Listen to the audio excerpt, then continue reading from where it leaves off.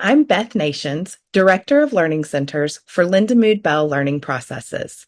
Thank you so much for joining us today for our forum, Parent Insights and Research on Online Instruction at Lindamood-Bell. Today, I'd like to tell you a little bit about Lindamood-Bell, including our online instruction that we have delivered for the past 8 years, even before COVID.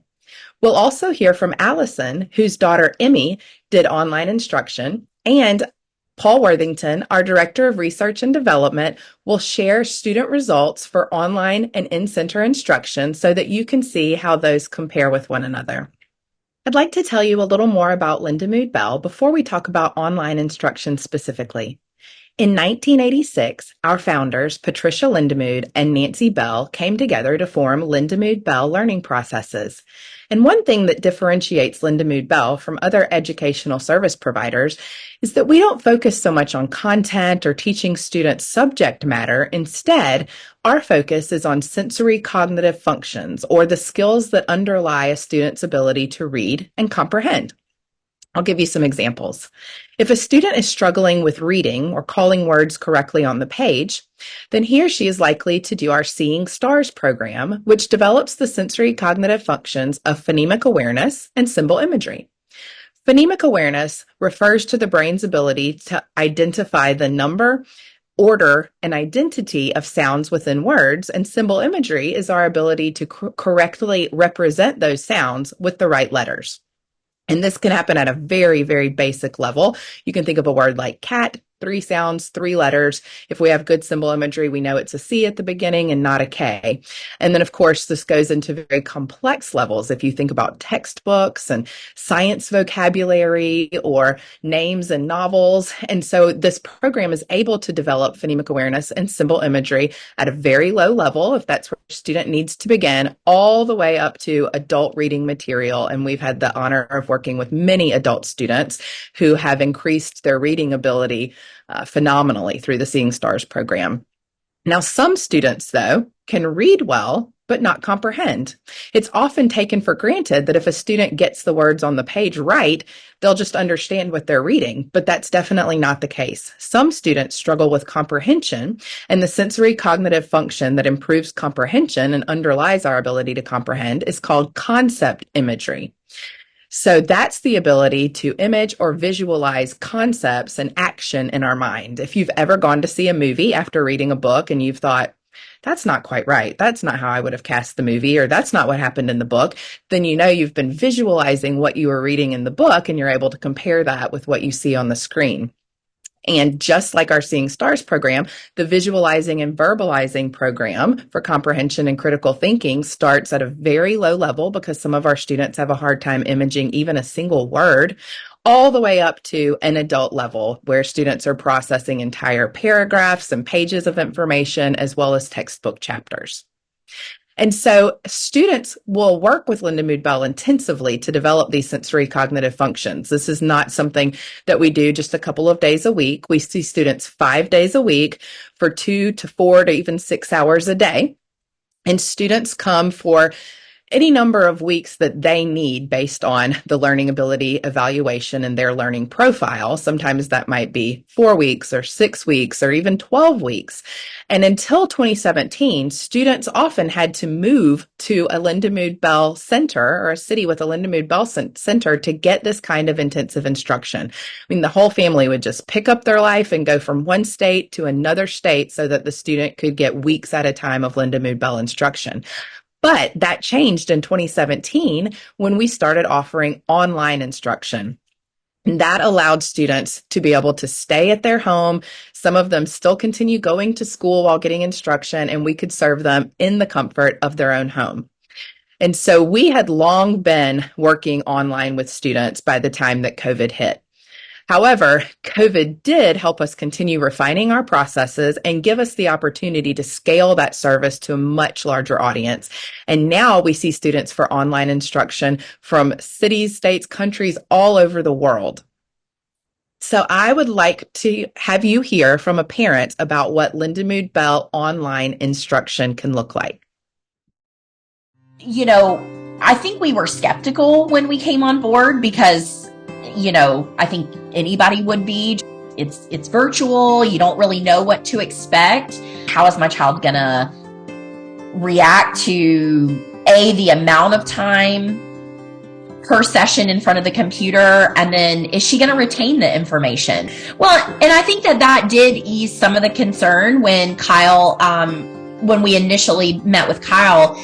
She was like, we didn't just start doing online learning because of COVID. Like, we've been doing this and we have a system in place. So I think that also really eased a lot of our concerns with it being a virtual learning situation, to know that this wasn't y'all's first rodeo, that you had been doing, and it wasn't just a reaction to COVID. So we got about 5.5 weeks done. But I think, really right from the get-go, when she went back to school, we could instantly see there was massive improvement.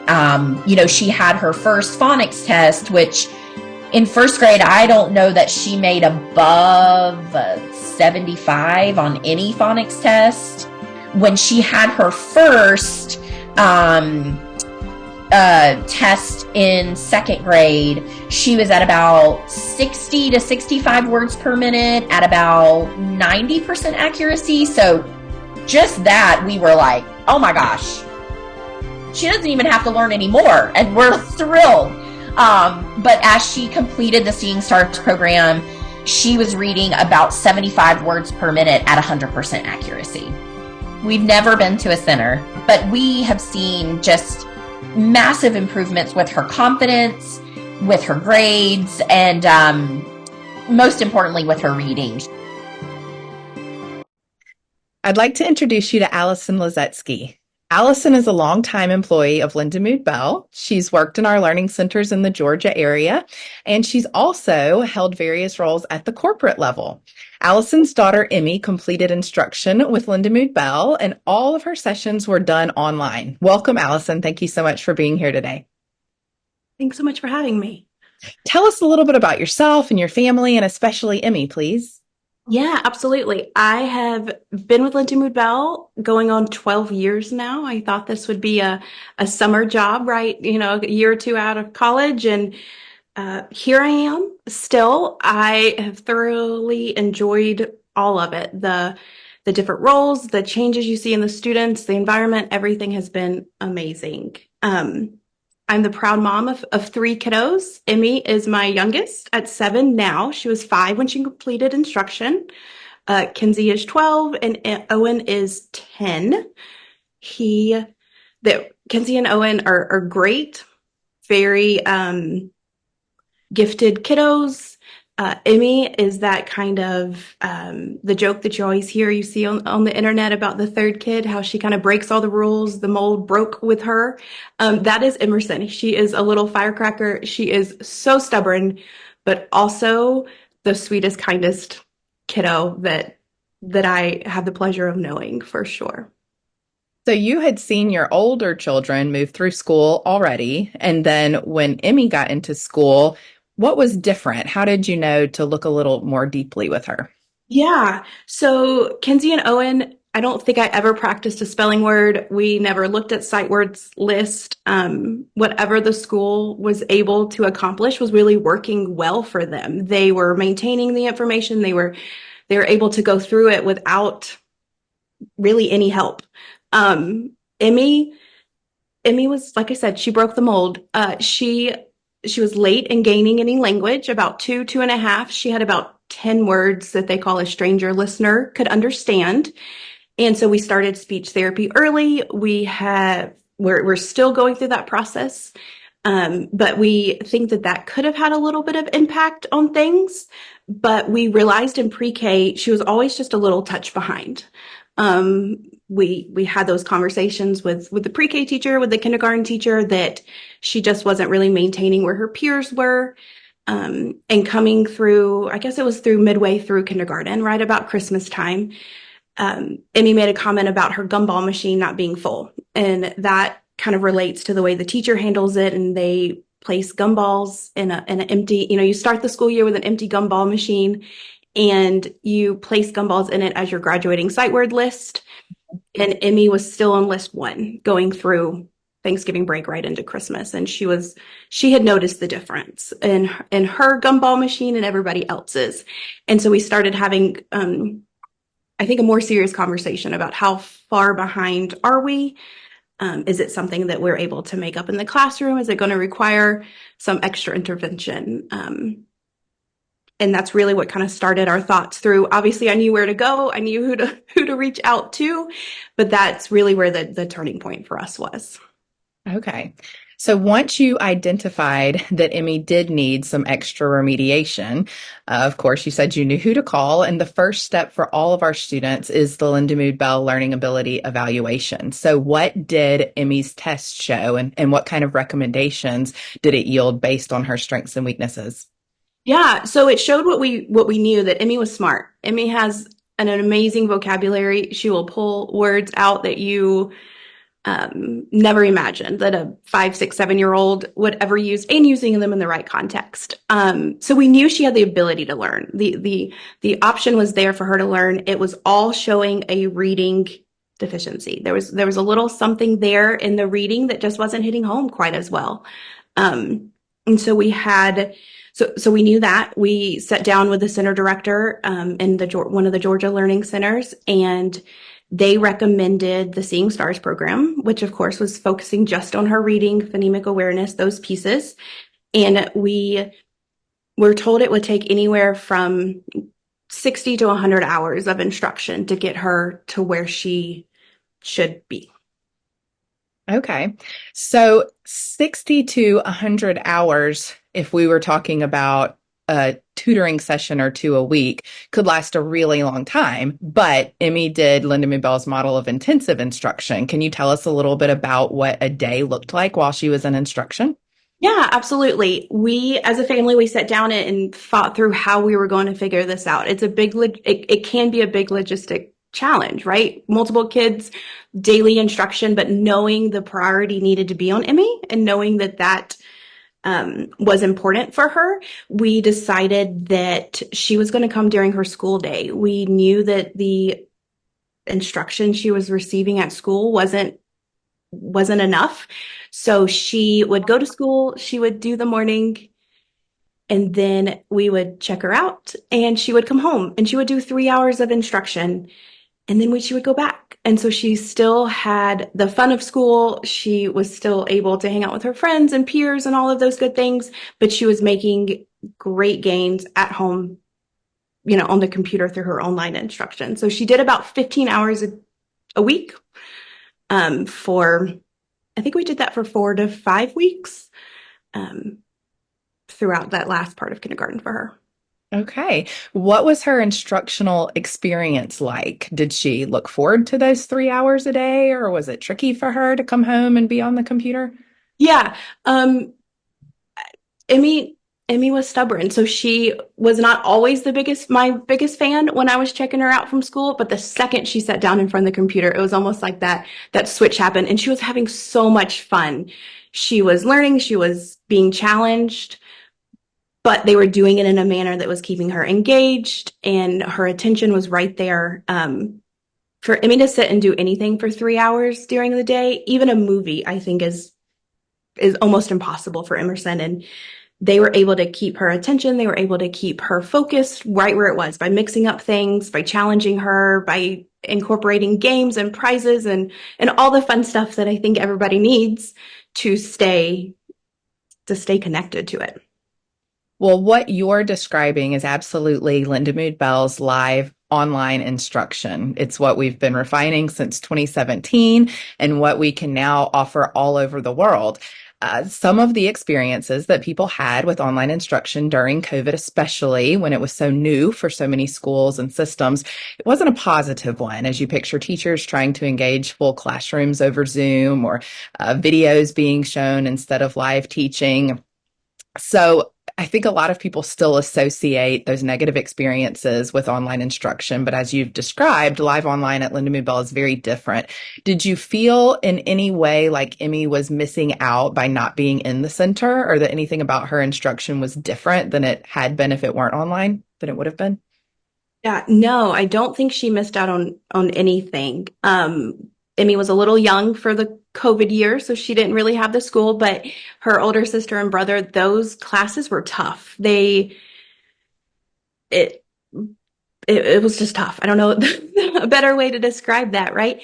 But Emmy was able to log in. I mean, she was doing it on her all by herself. She knew where the link was. She knew to get her document camera plugged in. She knew to get her headphones on. Like she knew the drill. She was doing all of that when I had to make the special snack because she got a special Lindamood-Bell snack every day.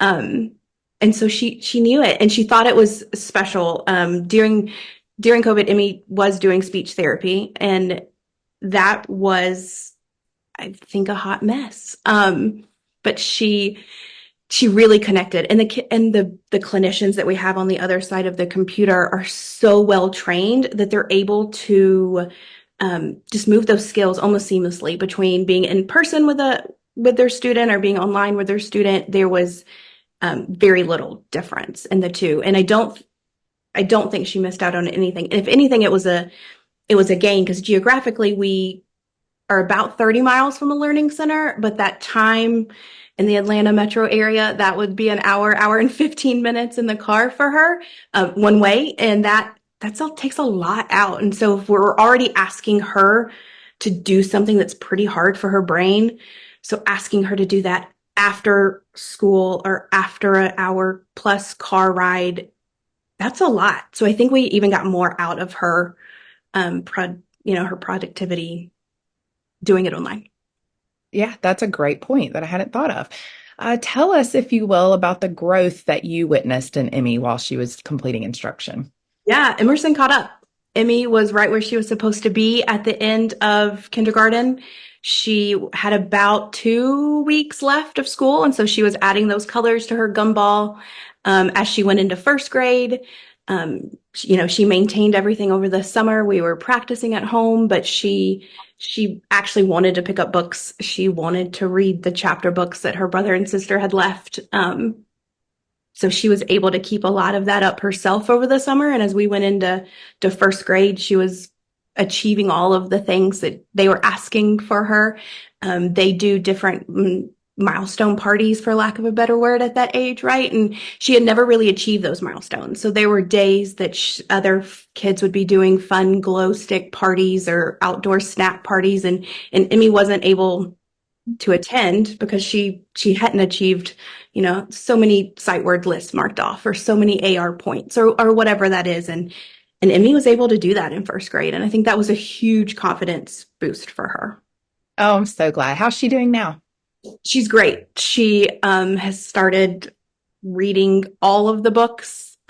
We have to go to the library once or twice a week. She still pulls from all of the tips and tricks that she learned, the air writing pieces, the taking pictures and, using her camera. You'll see her with her spelling list. She'll take a picture of it with her camera.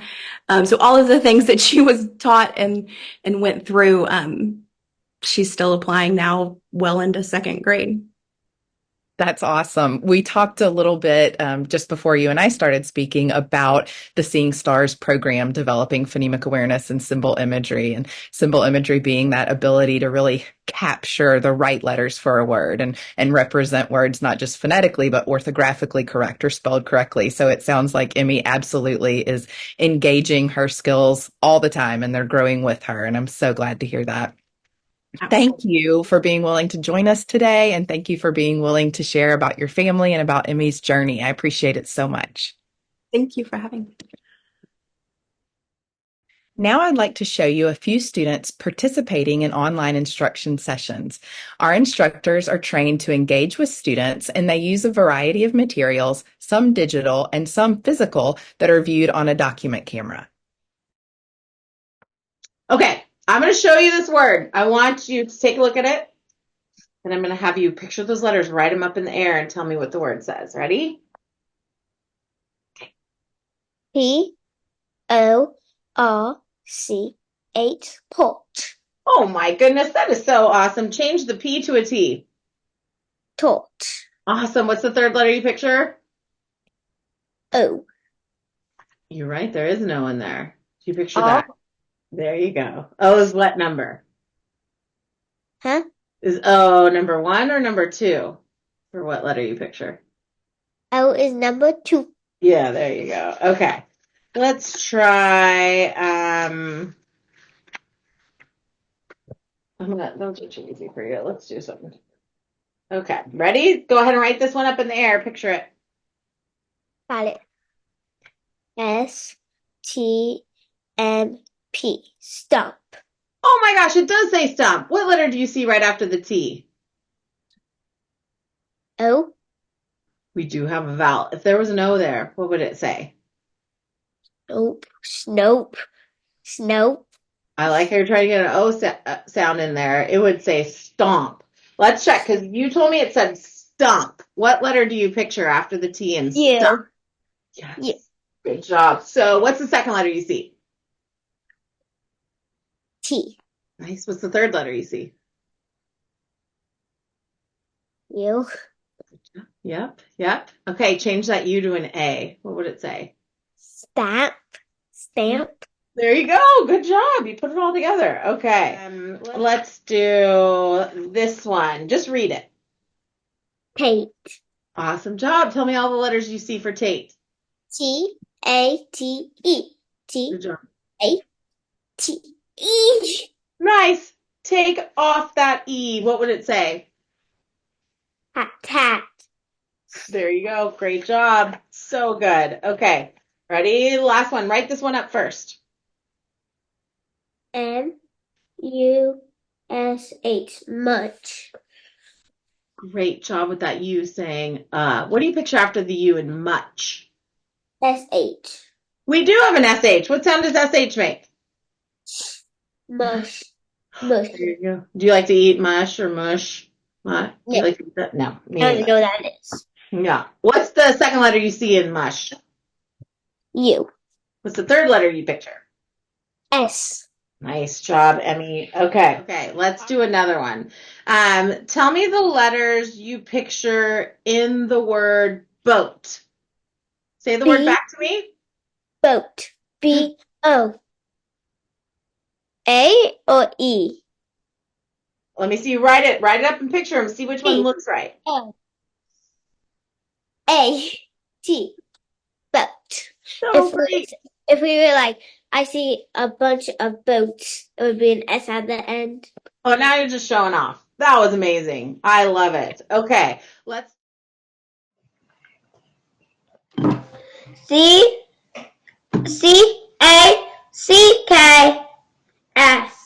Beautiful. What's that going to say? Scats. Skax. Good. Nice job on the X part. That's perfect. What was the first letter you saw in Skax? Scat. First letter. Scats. Oh, C. C. Totally. What sound does C make? Cax. Good. Nice fix, dude. Totally Cax. Well done. Oh my goodness, I'm almost out of stones here. I only got a couple left. Understand. Understand. That's fast. There we go. This one. Here we go. 3, 2, 1, go. Contain. Nice, dude. You're flying through these. Here we go. Correct. Awesome. Course. Nice. Surface. Nice. Carefully. Oh my goodness. Machine. Nice. Belt. Oh, dude. Fly.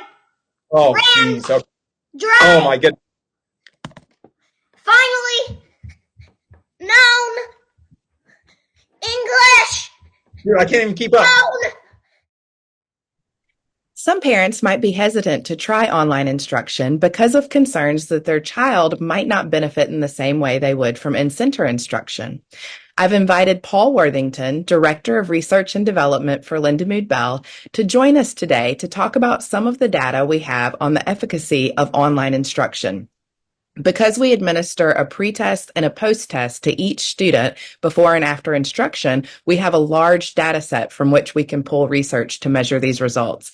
Paul, welcome. Thank you so much for joining us today. Let's take a look at the results you have for us. Thanks. We have, as as fate would have it, when the pandemic hit, we had already geared up and started online instruction because we had a number of families who were not close to our centers stretched across the United States and Australia, the UK, etc. So when the pandemic hit, we had to go full on in terms of all the kids that we were working with at the time. They couldn't come into our centers, so we continued with the online instruction. And since that time, we've continued in that endeavor, and so we've been able to accumulate a lot of online information. And from a quality standpoint, one of the big questions that we had is, can we maintain the fidelity and the quality of the instruction that we've been providing for students in that transition? And so we've done a rather robust analysis, and I'm just going to highlight some of the findings that we've incurred as a result of the work that we've been doing virtually with children. Great, thank you. Well, on that note, if we look at all the students, and by all the students, I mean in breaking it into general categories, for example, students who were decoding, who had primary decoding issues, including dyslexic students and so forth, students who had comprehension deficits, and then the combination of all of them, which is what you see here. And the results, if we look at this from a pre-test percentile standpoint, the results from that analysis has found differences between the pre-profiles of two instructional populations on these two measures. Generally, the populations were a little bit different, but it's important to know the distinction if there are any differences if we're going to do comparative analysis on any of the tests that we use. The two tests were fluency and vocabulary were slightly different from a statistical standpoint for all those students. On to look at the progress, they were analyzed on those differences. It's just an ANOVA test that takes a look at it. The numbers of students reported is based upon the students with a complete testing battery with at least 40 hours of instruction. I referred to the decoding students. So what happens, what's the comparative nature of the instruction for kids on the decoding side of things? In all these tests, what we see is that the standard score gains, if you look across there, visually it looks like they are precisely the same for all practical purposes. As it turns out, indeed, we did get comparable progress on, especially on those measures that are related to decoding. And you can see that the effect sizes were very large. The one that wasn't is vocabulary. Turns out, if you remember from the previous slide, vocabulary was not an issue and instruction was not necessary in vocabulary. What about comprehension? Well, clearly, one of the things we're worried about is whether or not we can have an effect in comprehension with students online as compared to what it is that we know historically for students who have received instruction in comprehension for comprehension deficits in person. And by the way, all this data goes back to just the pre-pandemic, as I had indicated. So this data includes everything from 2017 through 2024. And again, what you can see for the language comprehension component are highly significant gains for both online as well as children who were receiving instruction in person. On the combined format, if we look at all of them together, here's what we found out, is that across the board, and we were very pleased with this, by the way, that we've got comparable instruction both for children who are receiving instruction virtually as well as children who are receiving instruction in person. I might add, if you notice up there on the standard score gains, is that we took a look at and controlled for the average hours of instruction between these two populations as well. So the difference being just a matter of a few hours, with in-person students actually having a little bit more hours. But from a statistical standpoint, those gains were comparable. So where does that leave us? Live online and in-person students tested significantly higher on post instruction on all measures, including all those tests that we've taken a look at. So these results indicate that growth was comparable in progress between the three instructional groups, live, online, and instruction. And this is interesting because in contrast to the view that learning loss has been noted in a number of studies for children who had to stay home during the pandemic, that this analysis shows that significantly mean gains for the students that we've addressed in our centers over the years, and again, those years from 17 through 24, includes the full tenure of students served during the pandemic. The growth of students who have received online instruction are, in conclusion, comparable to gains receiving theirs. So, both online and instruction, we're happy that we're able to continue that, especially for students who don't have the advantage geographically of being close enough to come into one of our centers. I might add, just as a sidebar, we're very excited to be doing continued research. We've got an enormous U.S. Department of Education research that we just started in collaboration with the American Institute of Research, where we're now doing online professional development for 3 districts across the United States. And we're just beginning, the teachers are going to be doing the instruction in schools, only with the professional development being done virtually for teachers. We're very excited about that. Stay tuned. Thank you, Paul. That's such important information. Have you identified any drawbacks for students receiving instruction virtually rather than in person? One of them is an environmentally induced thing, and that is, it's really important. One of the caveats is that if a child is going to be receiving instruction virtually, that means that we have to have somebody at home to ensure that the child is actually online, not playing video games or doing whatever. So there is some oversight, but that would be the case from a clinical standpoint also, or from an intervention standpoint if the children were in school, in one of our clinics. So that is an important consideration, and it's an additional environmental variable that we have to control for. Absolutely, that makes sense. What do you think is the most exciting part of being able to improve reading for students in a virtual environment? Well, I think I sort of mentioned that, but this is huge. There's no place, as long as the communication architecture is in place and the technology is available, the kind of instruction, the evidence-based instruction that we're offering is open to families anywhere. We're not limited by, say, the 50 centers that we have here in the United States, or in one of our professional development contracts in schools across the United States. It's fantastic. Is there anything else that you would like to add for parents who might be considering online instruction or weighing the pros and cons between online or driving to a center? Well, the big one we've answered for up to and including the satisfactory standpoint from our standpoint.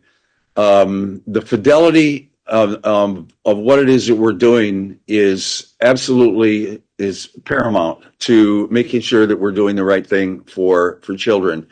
And so, having answered that, the opportunity now is there for families across the United States, in English-speaking countries around the world, to receive the same kind of instruction that heretofore has not been available to them. And so we're very excited about that opportunity for families to have that before them as an additional option if their children are struggling with language processing and or cognitive processing issues.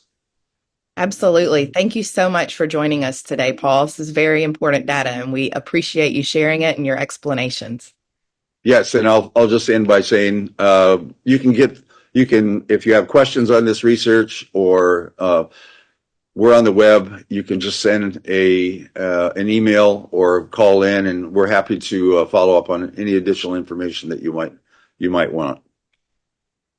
Definitely. Thank you again. You bet. Thank you all for joining us today. And as Paul stated, you can visit us online at lindamood-bell.com to learn more about our instruction, our research, online instruction specifically, and even our non-daily instruction for students who don't need remediation but are looking to get ahead. We'll wrap up today by hearing more about students' experience while engaging with our instructors online. Thank you again for joining us. When we started with Lindamood-Bell, we did 100% of our instruction online, and it was incredibly attentive. The teachers met with us and updated us on everything. The kids were completely engaged with their teachers, had favorites, knew their names, painted them little gifts to send to Arizona. There was zero issue with being online. In fact, it made it very easy. They'd never done Zoom. We did as little media as humanly possible. So it was surprisingly smooth, and it's really because the instructors knew how to work it. Like, they are figuring out ways to engage the child constantly. The children became attached to their teachers and would be super excited when they would get days when a certain one was on. They trusted them. I had no idea how that was going to happen. I mean, there's kids that were just outside all the time, needing to really focus for that long on someone who's not in the room is a heavy lift, but they know how to do it.